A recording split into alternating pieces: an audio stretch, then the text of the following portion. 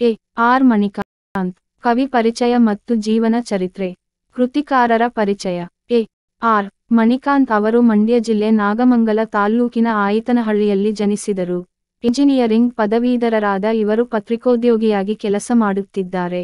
Hi Bengaluru, ಸಂಯುಕ್ತ ಕರ್ನಾಟಕ, ವಿಜಯ ಕರ್ನಾಟಕ ಪತ್ರಿಕೆಗಳಲ್ಲಿ ಕೆಲಸ ಮಾಡಿ ಈಗ ಕನ್ನಡಪ್ರಭ ಪತ್ರಿಕೆಯಲ್ಲಿ ಮುಖ್ಯ ಉಪಸಂಪಾದಕರಾಗಿದ್ದಾರೆ.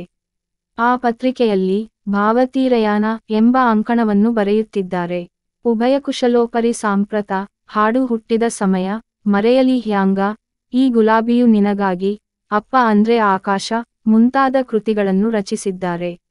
ಕರ್ನಾಟಕ ಸಾಹಿತ್ಯ ಅಕಾಡೆಮಿಯ ಪ್ರಶಸ್ತಿಗೆ ಪುರಸ್ಕೃತರಾಗಿದ್ದಾರೆ.